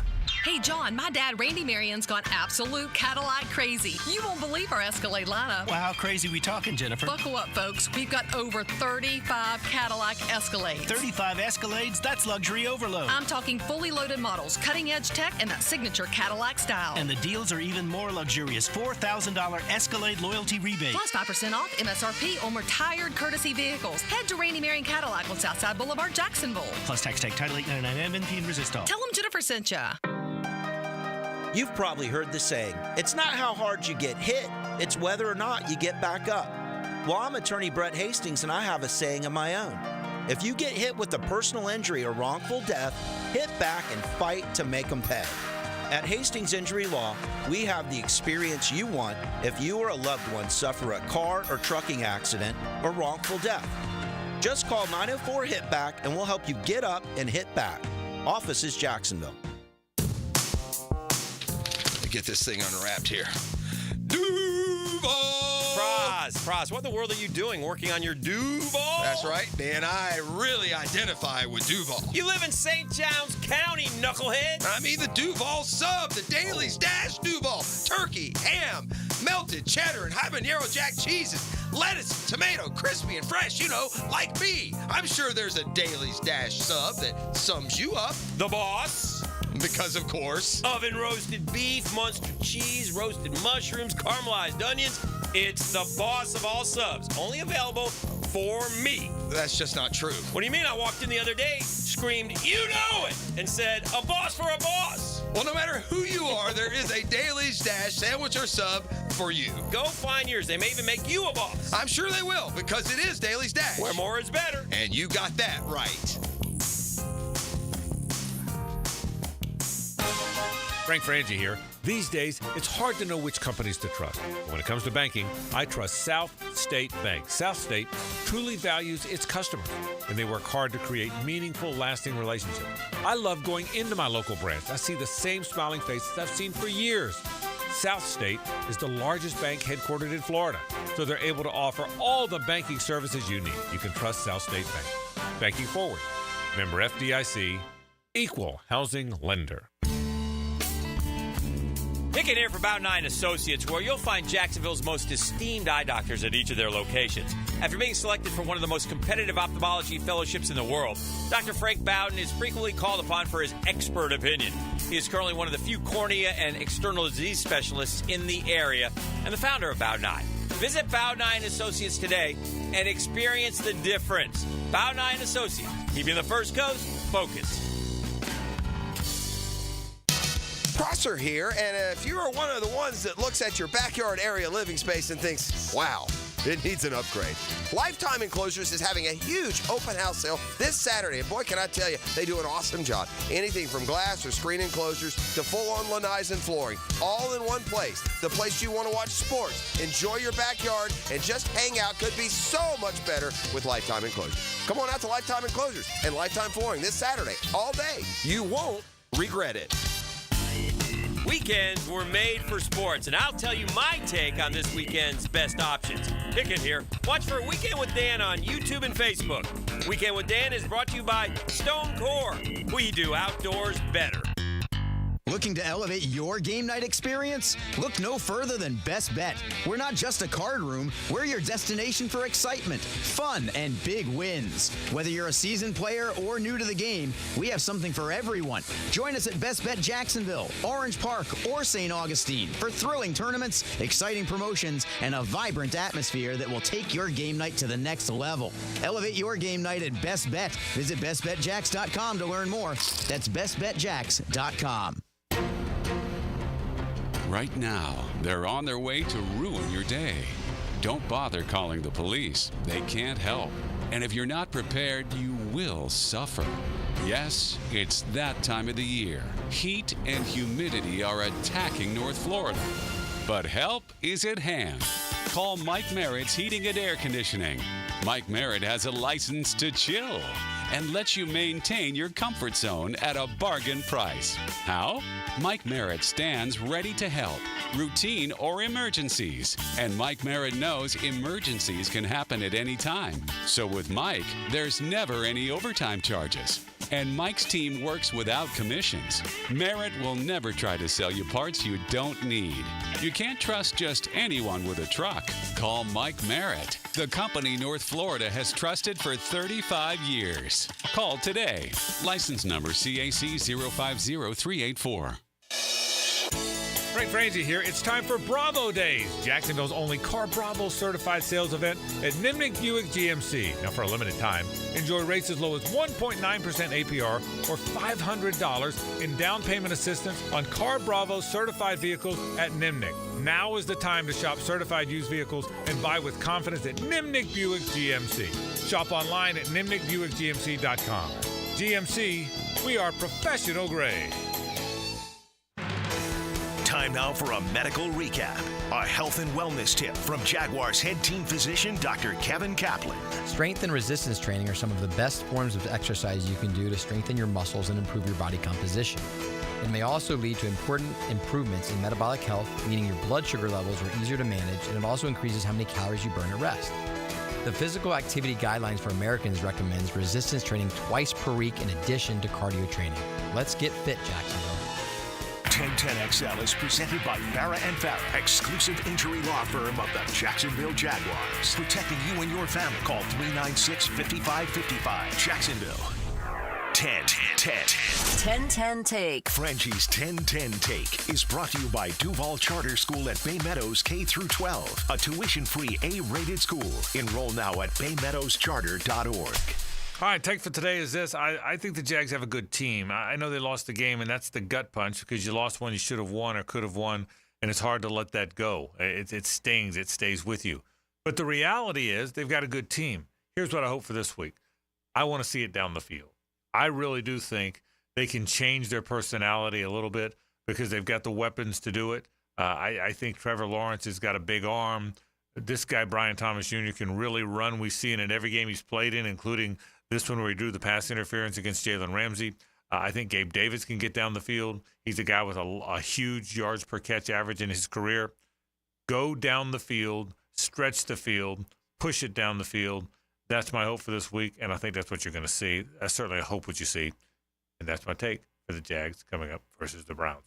Don't you think they go down the field a little bit? I think, if they can feel good about blocking Myles Garrett, then absolutely. But I think a big emphasis for them this week is getting Christian Kirk back on track, getting Evan Ingram more involved. Ingram against the Browns last year had 11 catches for 95 yards and 2 touchdowns on just 12 targets. So again, and it's the same coordinator, it's Jim Schwartz. So I would think because of Myles Garrett, early at least, it's going to be like, let's get a comfort zone. Let's try and get Kirk and Ingram going.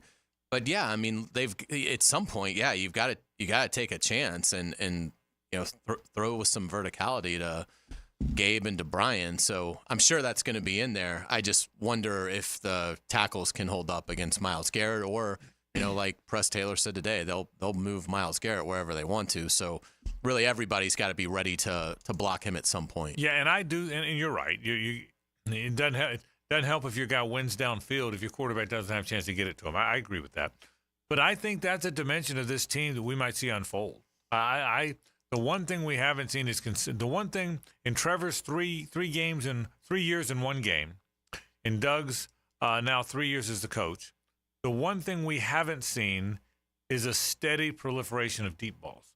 And I think more than ever, you're positioned to do it now. Trevor understands the progressions and when to throw it and when to not.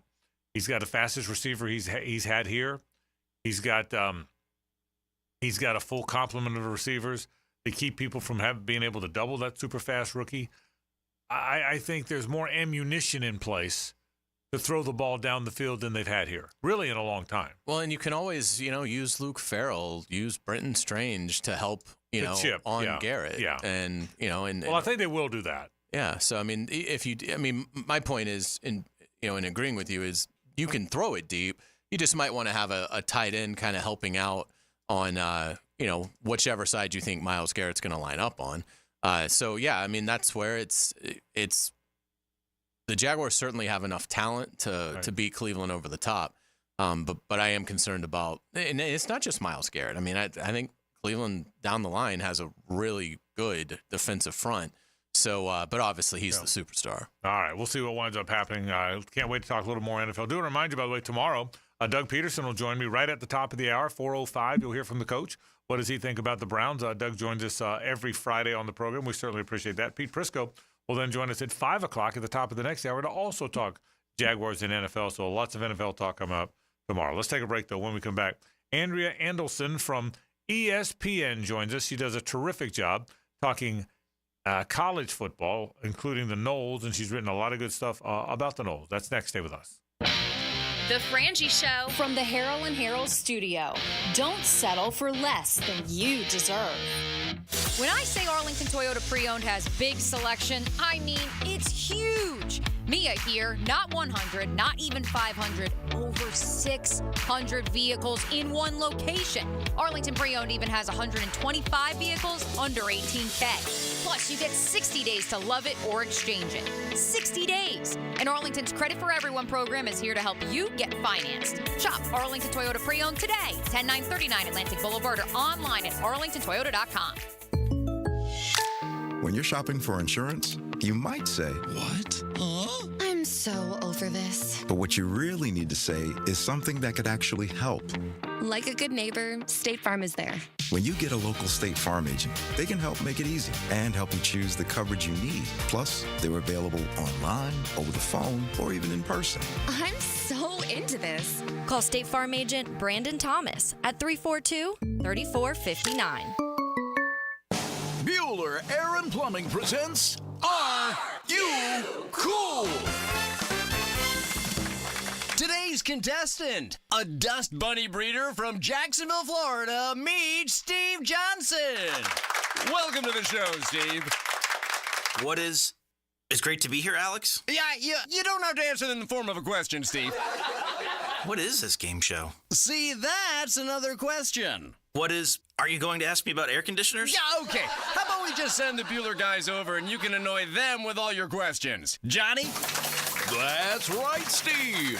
Bueller Air and Plumbing can answer all your air conditioning questions, repair options, replacement models, and how to make your AC last longer while saving electricity, making sure you are cool. Where is the parking lot? You're killing me, Steve. Stay cooler with Bueller. Visit BuellerAir.com. Jimerson Burr is a full-service, Florida-based commercial law firm that has experience and capabilities to handle any legal issue a business is confronted with. Learn more about what they can do for you at jimersonfirm.com. It's soccer around the world, and here at home on the Sporting Jack Soccer Hour on 1010XL. Join Cole Pepper, Mauricio Ruiz, and Becky Burley for Soccer Talk. Tuesday nights at 6 on 1010 AM. Get off the ladder and put on the helmet with Gutter Helmet of North Florida. We are family owned and manufactured locally. Cleaning your gutters is a dangerous and dirty job. That's why with Gutter Helmet, you'll never clean your gutters again. Water goes in your gutters while trash and debris go on the ground. It won't collect like filters do. Gutter Helmet protects. Call now for 10% off and a free gutter cleaning and tune-up with your purchase of Gutter Helmet. Call 904-762-7779. At the First Coast YMCA, you'll find much more than just a gym. We offer many ways to help you be active, reach weight loss goals, and find your inner strength while you connect with your community. Family memberships at the Y include unlimited group exercise classes, childcare while you work out, and youth sports participation. It's easy to join the Y and affordable for all. Plus, the Y is a great place to meet a new circle of friends. Visit the Y near you or online at fcymca.org. Summer is here, which means it's time for road trips and family vacations. Frank Frangie here. Before you hit the road, make sure your car can handle the heat with a visit to Big Chief Tire. Their expert technicians will ensure your vehicle can handle the summer heat. From tire checks to AC services. Avoid the stress of a breakdown and travel with confidence. Visit BigChiefTire.com or call 904-932-0950 to schedule your summer checkup today. Big Chief Tire keeps Jacks rolling. Get Gators play-by-play on 1010XL. Brought to you by Farah & Farah, exclusive injury law firm of the Jacksonville Jaguars. And Renewal by Anderson, custom windows and doors. Proud partner of the Florida Gators. We're back. Mia here, and winning season is back. Football is back, and MyBookie is here to make sure you're ready to cash in on the action. This season, MyBookie is pulling out all the stops with incredible promotions, like weekly risk-free boosts on Thursdays, where you can bet without a sweat. If your bet hits, you win big. If it doesn't, forget it. MyBookie will refund your wager. That's just the beginning, folks. MyBookie is giving away hundreds of thousands in prizes with their Super, Survivor, and Squares contests. Get your entries in now for your shot at huge cash rewards. For a limited time, they are bringing back the double deposit bonus. When you're ready to get started, just use promo code 1010XL to claim a bonus that doubles your money on your very first deposit. You heard that right. Double your money with promo code 1010XL before you even place a bet. Not to mention, loyalty pays off with MyBookie Plus. The more you play, the more you win. Climb through tiers of loyalty rewards programs to unlock even more epic promotions. Only with MyBookie. This is Dr. Kevin Kaplan, head team physician for your Jacksonville Jaguars. Here's the latest update on the Jags, brought to you by Baptist Health and JOI. The Jaguars will play on Sunday at Trevor Bank Stadium for their home opener against the Browns. We want this to be a really difficult place to play, and it has been in the past at times, but we want it every week to be a tough environment to come into, and to beat us, it's going to be really hard.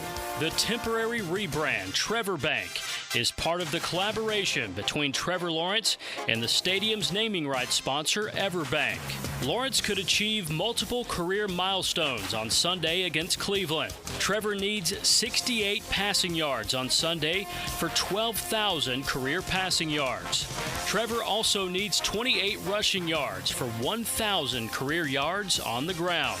I'm Andrew Gibson with your Jacksonville Orthopedic Institute Jaguars update. 1010XL is presented by Farah & Farah, exclusive injury law firm of the Jacksonville Jaguars. Protecting you and your family. Call 396-5555. Jacksonville.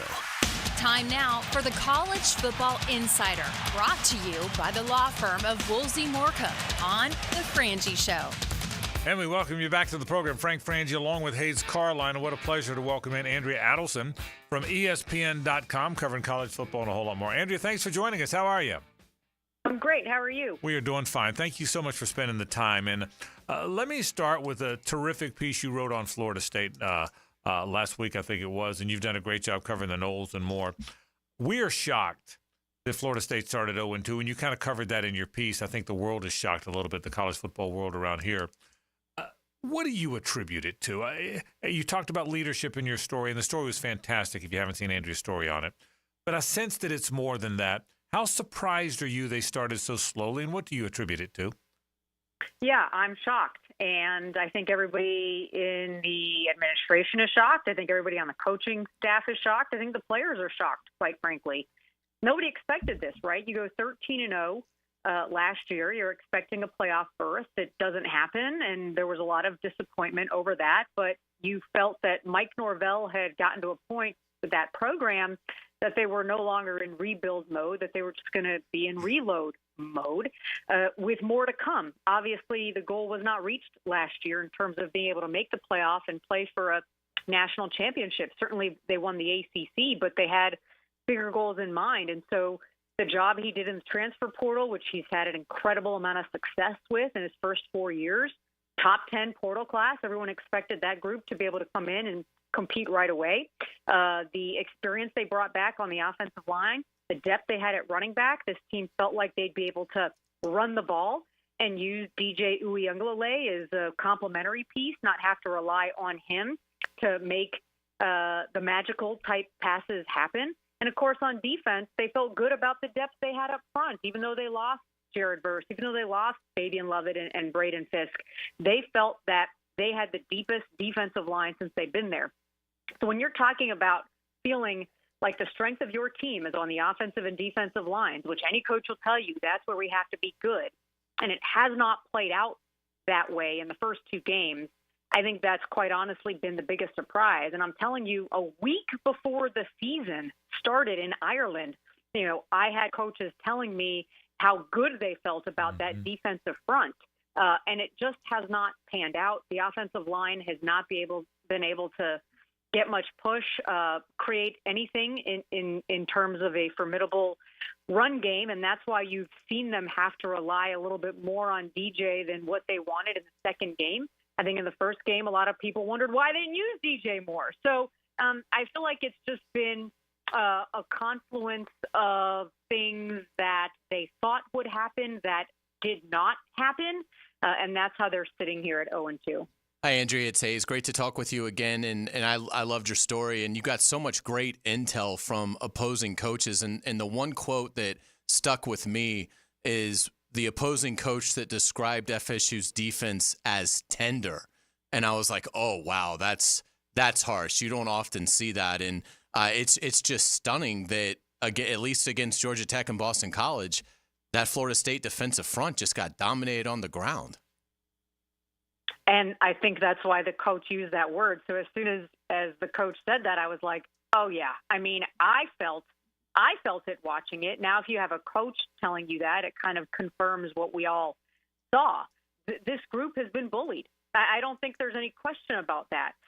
They haven't fit their gaps right, but they also are not playing in a very physical way. And I don't know what the reason is, and neither does the coaching staff, by the way, because if they had answers, they would have been able to fix it for Boston College. And as confident as they feel about what they see in practice, for whatever reason, it's not translating on game day. And they're not seeing the issues that they see on game day in practice. And I had someone at Florida State basically tell me, look, we're having to rely on guys that we haven't had to rely on in major starting roles before to make plays for us. And so that has been, I think, something they expected some of the players on defense would be able to do, and it simply hasn't panned out just yet. There's nobody who stepped up to say, I got this, guys, follow my lead. And the same could be said on offense, which goes back to the leadership question that we talked about in the opening. Because there's no leadership, because there's no trust, and because the defensive front end and the offensive line are not holding up their end of the bargain, that puts more strain on everybody else to try and figure out, what should I be doing? You start getting out of position, you start pressing, maybe you're a little bit more hesitant, and that's what we've seen out of the team, and I think that all contributes to that coach using that word, is that they're not getting push up front.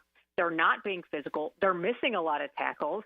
They're not fitting their gaps. And you can see that lack of trust out there. And it's something that obviously has to be corrected, or else it's going to be a very long season for Florida State. Andrea Adelson with us from ESPN.com. Andrea, we're new to the portal era. We're still kind of new. Everyone's trying to figure it out. And obviously Mike Norvell did such a good job mining the portal last year, and the results were phenomenal. But I wonder, because there's so much newness and you haven't really been entrenched in a program and what it means to play for Florida State and to wear that helmet, and is that a part of this? Is part of it there's so much newness? And again, look, I don't want to say Florida State is the total referendum on whether the portal works or not, but isn't that part of it, that there's just not a lot of people, players of significance, that have been in that program a long time and understand the pride and importance of it? Is that in play at all here in your mind? Well, it's a great question. And of course, a lot of people have criticized Clemson, for example, for not using the portal. Yeah. And now Florida State is taking criticism for using the portal too much, because it doesn't produce the type of, I don't know if loyalty is the word that we're trying to get at here, but the type of passion for a team that you've played for. But I will say this. One of the things that Mike Norvell made clear in conversations that we had throughout the spring and then headed into the season was they had 82 players coming back off of last year's team. And he wanted to make that clear because it started to bother him that he's gotten this reputation of just going to the portal whenever he needed to be able to build the team. The problem for him when he inherited the team is he had no other choice. He had to go in the portal to help build that foundation. So it's not as if last year was the first time that he had used the portal. A guy like Jared Verse, for example, had been in the program for 2 years. It's not like he was just a one-time portal guy. And a lot of the guys they built with early on were multiple-year portal guys, so they could build that foundation that you're talking about. And so the way they approached the portal this year was, we don't need as many of those guys because we feel like we've already got the foundation. We have 82 players coming back who played on a team that won an ACC championship. We need some complementary pieces now from the portal to help along the guys that we feel really good about. I'm telling you, Florida State felt really good about the guys that they were bringing back. They knew they had to go in at quarterback because Brock Glenn still needed more development. They thought that getting a veteran, experienced guy like DJ Uiagalelei would be able to help them in that regard. They knew they had to go in for receiver because they lost so many guys to the NFL draft there. They haven't really developed maybe as well from the guy they recruited at that specific position. But you look at some of the other guys, a Marvin Jones, for example, who came in from Georgia, was supposed to be a complimentary piece for Pat Payton, who is coming back and now in year 3 of the program. Joshua Farmer is a guy who committed to Mike Norvell during COVID in 2020. Darrell Jackson is now in his second year at Florida State after transferring in. So I'm not sure how much of it is, okay, they've got a bunch of guys in their portal and they don't feel the garnet and gold. I think it's the players they brought in from the portal expecting to complement the guys they felt really good about, maybe haven't complimented, and the guys they felt really good about haven't really lived up to what they thought they would be early on. Do you think Memphis could beat them Saturday? Absolutely. Is there any reason to think, based on what we've seen in the first 2 games, that Florida State just goes out there, rolls their helmets, and wins? Memphis is a really good group of 5 team, by the way. I mean, I have them in as the group of 5 team for the playoff. That's how good I think they are. They've got a really good quarterback, really good receiver. I think what helps Florida State in this matchup that hurt in the first 2 is Memphis is not a run-heavy team the way that Georgia Tech came out and they were going to take it to Florida State, the way that Boston College came out and took it to Florida State. Now, maybe Memphis comes in with a different plan because of what they've already seen on tape, but I think that can potentially help Florida State, help get Pat Payton and Marvin Jones loose off the edge to be able to get after the passer, which is something they just haven't been able to do because the first 2 teams haven't done that a whole lot. The coaching staff feels like, okay, this could be an opportunity for us to have a different look from a different team and get the guys involved that we think can be difference makers. But I have not watched practice this week, so I cannot say what Florida State has looked like. But there are a lot of issues this team has to correct, I think, for anybody to sit here and just automatically guarantee a Florida State win. Andrew, you know the ACC as well as anybody. You cover it closely. I got to tell you, I guess Clemson, even without the portal players, still has as many good players as anybody. Kyle McCord looks like he's found a second life at Syracuse. Boston College and Georgia Tech both looked physical in that game against FSU. Who's going to win the ACC? I mean, is it Miami and everybody else? How do you see that right after we've seen 2 weeks of football? I had Miami as my preseason choice to win the ACC. I did not pick Florida State the way that the majority of my media colleagues did. I actually thought Florida State would be an 8 or 9 win team going into the year. They still may be. But in terms of Miami, I felt really good about what Miami did in the portal. We're, again, sitting here talking about the portal, right? It giveth, and sometimes it doesn't give us, so to speak. But for Miami, they added portal players that they needed to be impact players right away this year. And the 2 that have stood out that I think we all felt really good about, or actually I'll say 3, Cam Ward has looked as good as advertised. Damian Martinez has elevated the running game to a different level along with a vastly improved offensive line. The defensive front is the most improved part of this team. And Tyler Barron, who came in as a transfer, has been the most dominant force on that defense. So you talk about 3 key transfers for Miami with players that they have been able to develop over these 3 years with Mario Cristobal, and they look to me like the favorite to win right now. They were my preseason favorite. I haven't changed my opinion on that. I think Clemson will be fine, quite honestly. I think Clemson will be in the mix when it's all said and done. I think Louisville is a team that people should be paying attention to that for some reason nobody pays attention to, even though they went to the ACC championship game a year ago. So, BC looks like they've put it together in 2 games with Bill O'Brien. We'll see how that plays itself out. Cal just had a huge win on the road against Auburn. If they keep playing defense the way that they are and getting good play out of their quarterback, they could potentially be a force. I've been very impressed with what I've seen out of Cal. And that's a lot of different teams that I just mentioned that nobody was talking about in the preseason. But, guys, that's why we love college football. There's always something unpredictable that is happening. But certainly I think Miami, to me anyway, right now through 3 weeks, is a clear-cut favorite. Give us a thought on the Gators. What do you think Billy Napier does at quarterback, and could they beat Texas A&M this weekend? Oh, man, that's a great question. I was there for the opener against Miami, and I thought Florida would be far more competitive than they were. I thought they'd be better up front, and that is my biggest concern going into this game against A&M because I know Mike Elko. I know him really well. I know he's going to have something for Florida defensively, particularly trying to keep the quarterback situation maybe a little, off balance and off schedule with what Billy Napier might want to do. Graham Mertz, I expect him to play, and I expect Billy to use DJ Lagway far more than he did against Miami. I think he showed against Stanford that he's capable of that. He's capable of jump-starting an explosive passing game potentially. I know it's a different level of competition against A&M, so I don't want to really compare apples to apples because it's not. But I just think it's the fact that he's able to push the ball down the field like that gives them an advantage with DJ compared to Graham Mertz, who's just a steady guy who's going to get you the short completion so that your receivers can go ahead and make some plays. If you look at the difference in the Miami game, there was no explosive passing game, and they were dominated up front.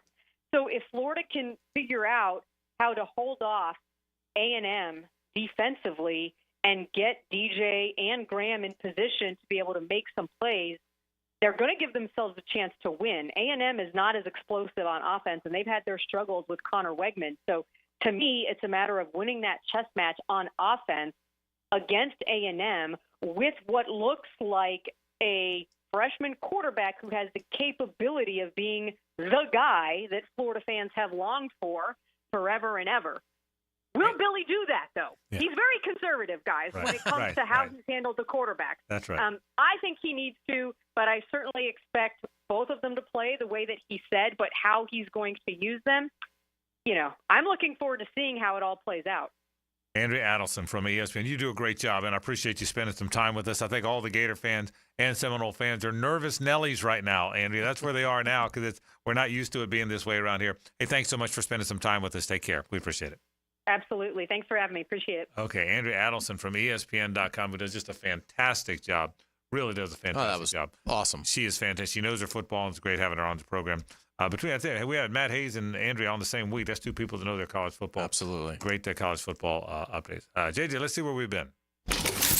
Now the cool down with Donovan Air, Electric and Plumbing, keeping Jack's cool since '87. All right, where have we been? Well, we've talked a little bit of Jags and Browns football, the importance of the game for the Jaguars. We think it is important just to get on that winning track, and certainly we'll talk more about that as we go tomorrow. But the importance of the game, do we see the ball down the field? That's one of the things we talked about. And who exactly are the Browns? I think the consensus is a good defensive team that struggles offensively. Greg McGarity stopped by from the Gator Bowl, the Gator Bowl College Football Report. Greg does a fantastic job. Talked about, we took him through, we asked him to take us through what it's like when a coach, you have to find another, or AD's got to find another coach. He also told us about the teams that have surprised him and the teams that haven't. And, of course, Andrea Adelson, you just heard from her, does a terrific job on ESPN.com. Writing all about the Noles and the Gators. What a great report that was. That was the Woolsey Morecambe College Football Report. We're almost out of time. In just a few moments now, we'll turn it over to our friends with Jaguar Happy Hour. That's J.P. Shadrick and Jeff Lagerman. And, of course, Doug Peterson stops by as well. The Doug Peterson Show comes up in just a bit. So, oh, boy, I tell you what, and we'll talk. We're slammed full of stuff tomorrow. But as important as the Gator game is, for all the reasons we talked about, Billy Napier's job status, it's a really critical game for all those reasons. Do we see Lagway more? We're going to see more. How much more? As important as that Jaguars game is, because, look, the Jaguars need to get a win, get the feeling of a win before they play those two tough road games in the Trevor Bank Stadium, as it were. Despite all that, the Noles game might be the most intriguing of all of them. That might be the most intriguing game because, as Andrea said, as you and I have said, Memphis can come in there and win. I don't think they're going to. I think Florida State's finally going to get off the schneid. But Memphis could come in there and win that game. There's no doubting that. Without a doubt. I mean, we talked about it. Seth Hennigan, the Memphis quarterback, he's a senior. He's been at Memphis the whole time. So you talk about pride in your school and how the portal is maybe affected that. This guy is Memphis through and through. He's completed 70% of his passes this year. For his career, he's thrown for over 11,000 yards and still has basically his entire senior year left to play. 82 career touchdown passes. He's run for 9 touchdowns in his career, so at least he gives you a modicum of mobility there. It's quite a challenge. Now, my guess is Florida State's pass defense is going to be much better than their run defense, like Andrea said. So can they get after Hennigan? Can they bother him? Can they force some interceptions? Can maybe they force a strip sack? And can they get some confidence defensively? And if you're Memphis, even though it's not your identity, don't you have to test that run defense and say to yourselves, yeah, we usually throw it all over the place. Right. But with Mario Anderson, who's a good back, I mean, he ran for 707 yards at South Carolina last year, 4.9 average per carry, and he's 6.3 yards per carry so far on the season for Memphis.